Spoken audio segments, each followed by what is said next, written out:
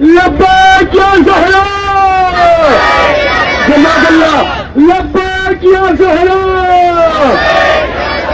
लब्बैक या ज़हरा। अस्सलाम वालेकुम। मैं निसार हुसैन काजमी आप तमाम हजरात से गुजारिश करता हूं कि 6 तारीख को सुहाना कंपाउंड से एक एहतिजाजी जुलूस बसिलसिले इन्हिदाम जन्नतुल बqi बरामद हो रहा है, जिसमें हर कौम व मिल्लत के लोग शामिल हो रहे हैं। आपसे भी गुजारिश है कि इस जुलूस में ज़्यादा से ज़्यादा तादाद में शामिल हों। ये जुलूस महाराष्ट्र शिया उलमा बोर्ड के सदर जनाब मौलाना असलम साहब की क़यादत में निकलेगा, जिसमें सबसे ज़्यादा पूरे ऑल ओवर इंडिया के 100 से ज़्यादा उलमा भी शरीक हो रहे हैं। बिला तफरीक मज़हब व मिल्लत आप इस एहतजाज में शामिल हों और अपना एहतजाज दर्ज कराएं। ये जैसा कि आपको मालूम है कि 3 बजे 6 तारीख को सुहाना से निकलकर और मित्तल ग्राउंड में इख्तिताम पजीर होगा। वस्सलाम वालेकुम व रहमतुल्लाहि व बरकातुहू।